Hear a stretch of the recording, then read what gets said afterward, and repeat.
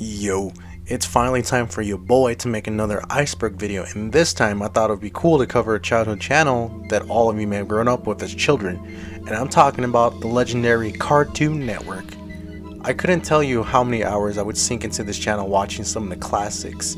So, without further ado, today's Iceberg was made by a Reddit user named by the name of Mongolian Lemonade on the awesome subreddit of the Iceberg charts. Just like the Iceberg I made on the Dragon Ball, we will cover each one to its full extent, and if there's anything I'm missing, I will link it down in the comments. So without further ado, let's dive into the first layer.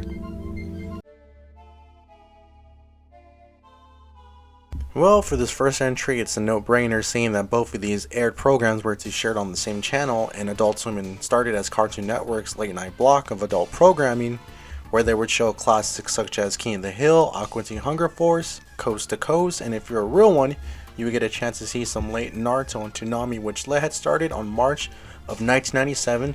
The best fucking year, man. Unlike this year, as you can see on current events. But that's it for this one. Well, Cartoon Network is in fact owned by AT&T through its studios, and it's pretty much no knowledge at this point with a search of Google button, and that's about it for this one.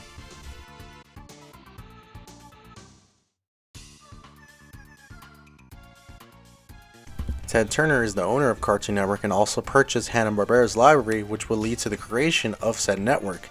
This purchase would later lead to the creation of Boomerang, which would share many of these old Hanna-Barbera cartoons and kept the newer cartoons made by its creators to be aired on Cartoon Networks. And there were some major bangers, dude, of the old commercial breaks that would be shown on Boomerang, and I can still even recall as an adult all the good times I would remember. Plus, Ted Turner is also the Captain Planet savior of the universe. And if you get that joke, you're a real one. And if not, just watch some Robot Chicken and you'll see the greatest fucking thing ever about this crazy mad lad. And that's it for Ted Turner. This is where you would watch those dank ass animes late at night, aka Toonami. And that's about it. So, Toonami.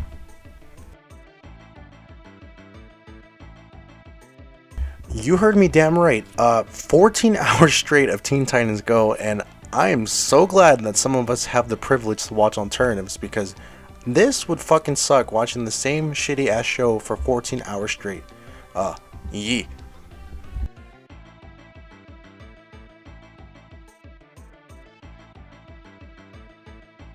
This series centers on two half-brothers who travel across a mysterious forest to find their way home. But that doesn't really cover how amazing this short-lived cartoon showed off some amazing writing and wonderful autumn colors that just makes you feel nostalgic. And if you haven't seen it, definitely give it a shot, because it's not a waste of your time and it's absolutely gorgeous.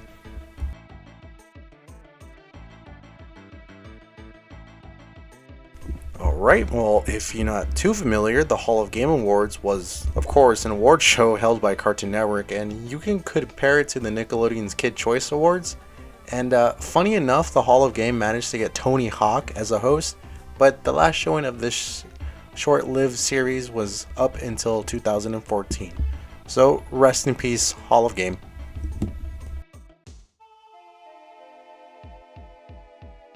Oh god. Well, this is the worst part of Cartoon Network, when some top executives thought, hey, no kids like cartoons, right? Fuck it, let's just make some live action stuff.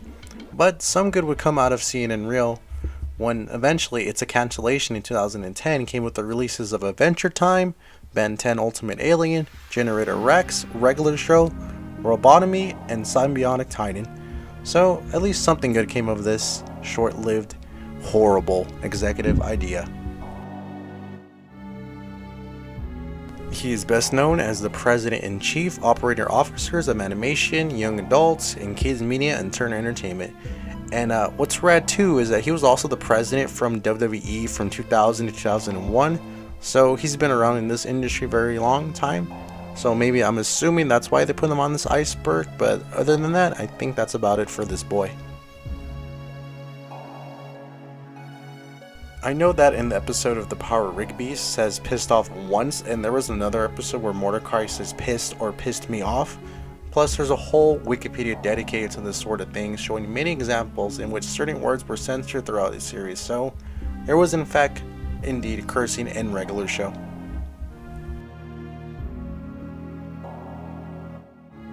Well, those who are not familiar with Nowhere it's a town from Courage the Cowardly Dog, and it's located in the state of Kansas, so yeah, that's about it for this one. This is a theory stating that the Adventure Time does take place after a nuclear war, and there are some episodes that do confirm it on being canon in the Great Mushroom War. So I'll be listing some of these examples that show off this said war. Starting with, in Season 5 Finn the Human, there are scenes from the Mushroom War are shown, such as Simon on a hill staring at warplanes, a destroyed city with the Lich and other mutant creatures walking against a green mushroom cloud, Simon freezing a nuclear bomb-like weapon before it detonates. And also, what really confirms this theory is that in episode Simon and Marcy, the majority of the episode takes place 996 years ago, a few years later after the war in a mostly destroyed city. They seem to be walking on a dry river, greatly resembling part of Los Angeles River. Abandoned tanks can also be seen with a red star on them in the background, indicating those tanks are from Soviet Union. And this means that Russia may have invaded the West Coast, so indeed, Adventure Time does take place after a nuclear war, and there's a bit more to it than that, but this video might go on a little longer, so if you have time, definitely search it up, because it's a pretty cool find.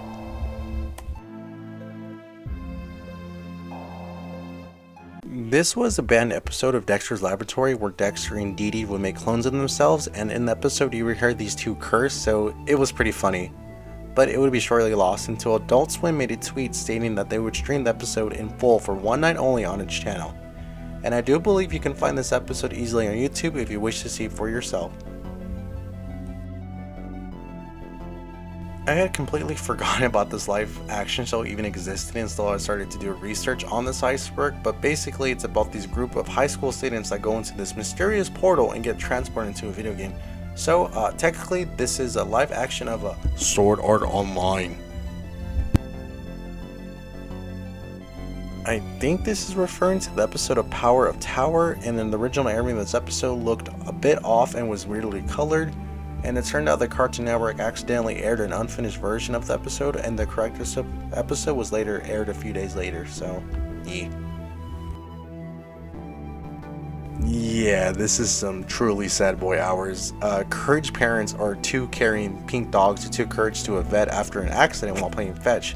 However, the crew, insert name here, put them in a rocket ship and shot them into space as part of his insane experiment to turn Earth dogs into super space dogs, so his parents are hella dead in outer space, man.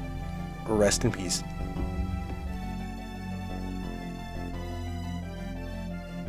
Crossover Nexus is the 24th episode of OKKO, and basically this episode features Garnet from Steven Universe, Ben from Ben 10, and Raven from Teen Titans Go, but this would have nothing on the special episode we'll talk about later in this Iceberg, so stay tuned later for the rest of the video. This is again another banned episode, however this time it would take place in the Powerpuff Girls. And this episode was banned in the United States because Cartoon Network claimed that the metal beams in destroyed buildings looked like too much like crosses, and one of the hippies in the episode looked like Jesus Christ. Plus, what was really cool about this episode is the fact that they got Jack Black for one of the villains for the episode, and he made a kick-ass soundtrack just for this one little appearance. But there was also some strobe effects that were shown in the scene that may have caused this episode to get banned. So kind of think of it like, you know, the previous Pokemon episode, where they temporarily banned it, and I believe it was because of Porygon, so something similar to that with many factors, so that's see me, know me. Okay, so this one's going to be a little bit long, seeing that this is going to be a theory in which Samurai Jack and the Powerpuff Girls are basically in the same universe. Now, the first episode of Samurai Jack features a dog food advertisement that was also in Powerpuff Girls. In the same episode, it features Jack walking through the bombed out remains of a city that strongly resembles Townsville, and Jack himself even bears a very strong resemblance to Professor Utonium, and that's about it for this one.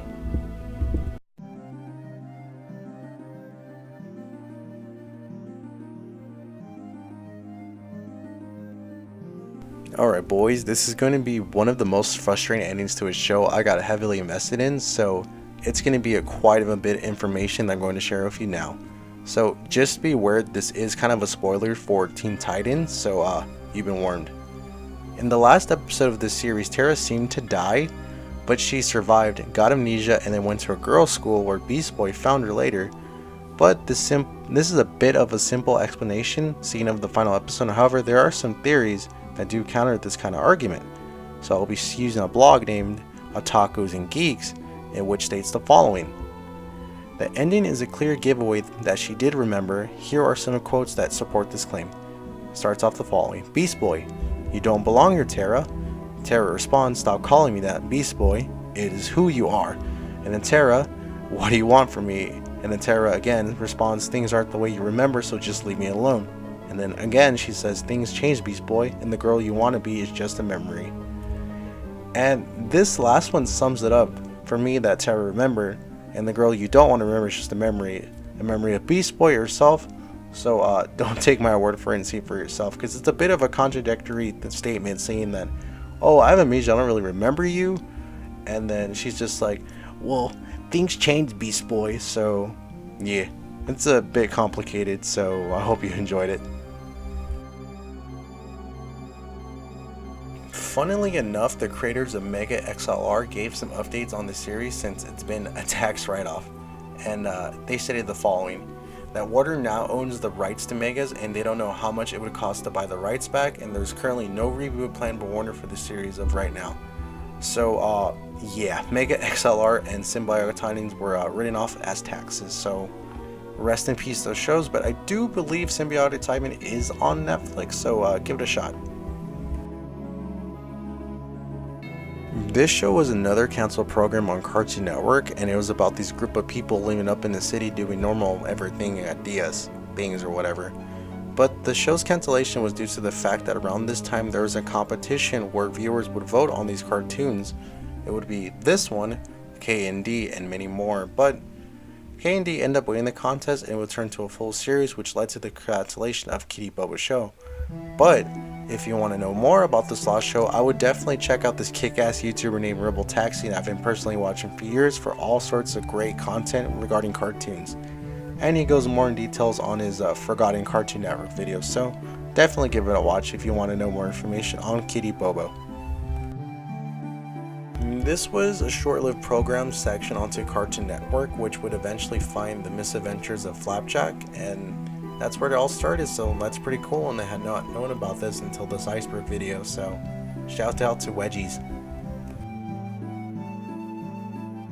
2 a.m. and then p.m. it is definitely the original pilot for a regular show, in which shows Benson and Mordecai working at a gas station doing some LSD, where he would later see the final designs of these characters. So it's pretty crazy to think that the original idea from regular show was basically these two late night workers doing some LSD, and then shit kind of just happens just like the regular show. So if you do want to check it out, it's available on YouTube for you to view.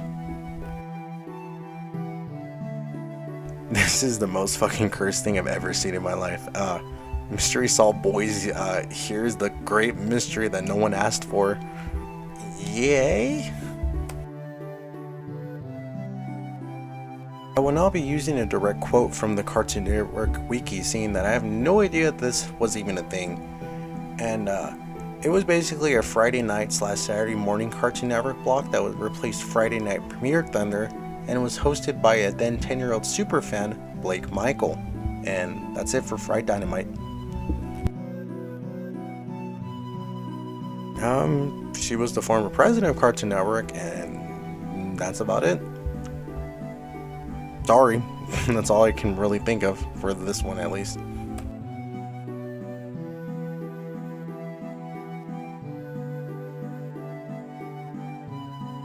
This was basically a host program where Johnny Bravo would interview cartoon characters and ask them about how their lives were and all sorts of trivia stuff. So I imagine the best comparison would be Space Ghost to Coast, and if you got some time, watch that because it's pretty cool.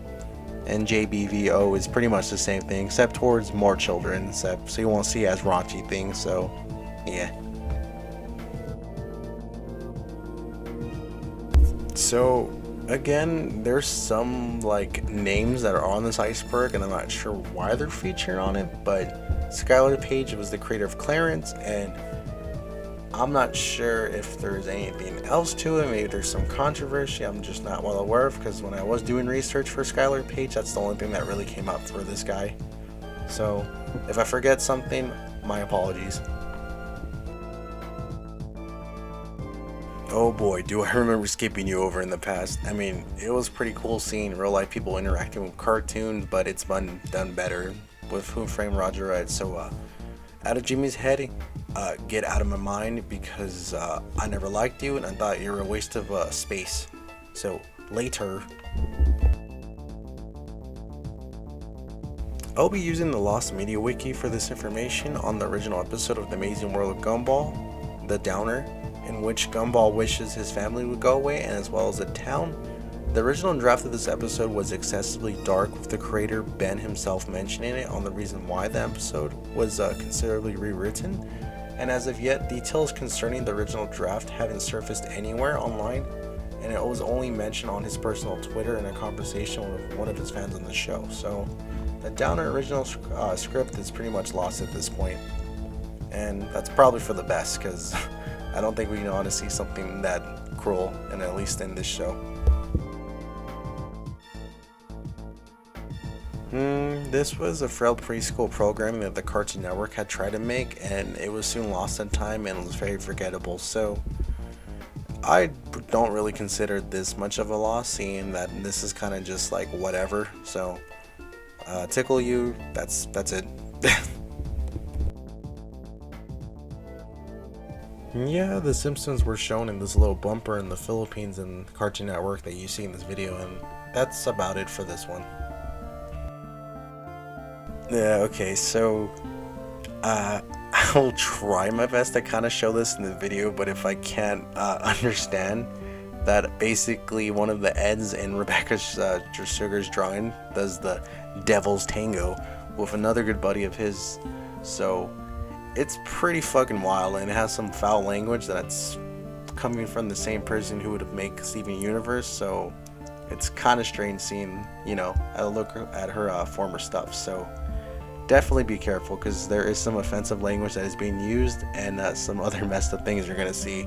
So yeah, that's about it for this one.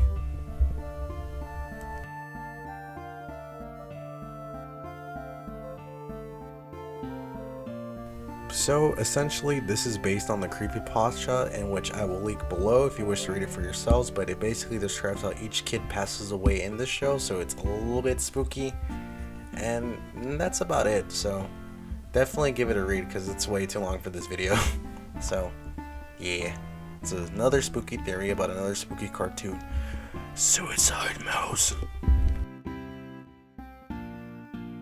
Jesus Christ, I don't know what's up with this iceberg, but there's some crazy fucking official drawings, and this is another one.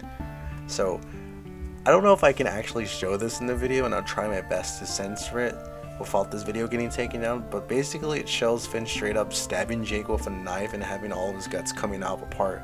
So yeah. And at first I kind of thought this shit was fan made, but nope, the creators of this title card came through on Twitter and had shown the image in question and confirmed it. So I don't know why would they think this is a good idea, but it's pretty fucking brutal. So yeah. It, which is Johnny Bravo had a little special in India, and that's it for Bollywood. Yeah. So let's finish off this Cartoon Network iceberg with one of the most notorious controversial things that this channel had gone through on Adult Swim. The creators of Aqua Teen Hunger Force had wanted to promote the movie of Aqua Teen by putting LED lights of the Moonamites all over Boston. But some random citizen had mistook them for bombs and had called in, I shit you not, the police to deal with these devices, which put down Boston on lockdown for several hours. But the funny thing is that when these were initially discovered, the devices that were put up for almost 2 weeks without anybody noticing it. So the creators would have to do community service, and Turner Media would have to pay a huge fine for this publicity stunt. But oh no, it isn't over yet. Later in the season of Aqua Teen Hunger Force, these cheeky bastards made an episode on this incident that would make fun of how everything kind of escalated. But again, seeing that Turner Media didn't want any more controversy, it will be banned on the Cartoon Network shortly. And I believe, from what I remember, the cartoon was not finished, and it was only short bit of what the episode was actually made. And again, Pan Pizza does talk about this in his older video, and I believe he shows footage of it. So if you do get some time, check that boy out, and as well as this episode that was banned, because it's pretty fucking funny seeing that it makes fun of everything. These creators gave no fucks, and I kind of wish we could see that day, nowadays at least. So that's it for the Boston incident. And that's about it, folks, for this lovely Iceberg. And I hope you enjoyed this video and you keep watching our stuff in the future. So I ask that you give us a subscribe and like this video. Until next time, I'll see you all at the next video. Ciao, take care. This is CRISPR.